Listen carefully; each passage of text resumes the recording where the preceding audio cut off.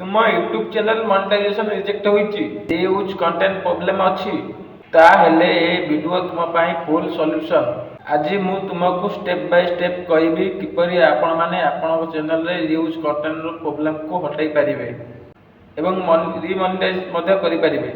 Step number 1 प्रथमे आपणकर पुराना वीडियो सब डिलीट कर दियंतु। तुमरो पुराना वीडियो चेक करो जहाँ इंस्टाग्राम यूट्यूब बा अन्य कार कंटेंट अच्छी से यही सब वीडियो आपन जदि पोस्ट करछंती आपनकर एही वीडियो सब आपनको प्रॉब्लम करिथाय। स्टेप 2 एही वीडियो तुरंत डिलीट करो नहले प्राइवेट कर दियो। यूट्यूब केवल पब्लिक वीडियो चेक करिथाय।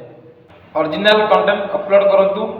ओरिजिनल कंटेंट अपलोड करंतु निजर वॉइस थिबो निजर एक्शन थिबो निजर वॉइस थिबो एही भली वीडियो अपलोड करंतु। पूरा ओरिजिनल कंटेंट हेतिबा दरकार कोनोसी कंटेंट कॉपी करी आपण अपलोड करंतु नाही। या द्वारा रीयूज कंटेंट प्रॉब्लम रो सामना होबा पड़िबो चैनल मोनेटाइज डीमोनेटाइजेशन होई जिवो। आपण जतक सब पुराना वीडियो थिबो सब डिलीट कर दियंतु। तापर पूरा न्यू निज कंटेंट रे न्यू ओरिजिनल वीडियो सब पकांतु।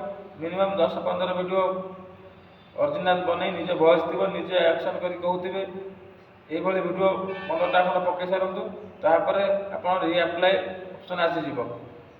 सबटू लास्ट स्टेप होउची यूट्यूब रे रीअप्लाई करबा को भूलिबा नै। एही रीअप्लाई न करबा द्वारा आपणकर चैनल केबे मोनेटाइजेशन हेई परिबो नै। फुल भाबे कहले आपण कार कंटेंट चोरी करो नाही चोरी करी डायरेक्ट कॉपी पेस्ट करो नाही।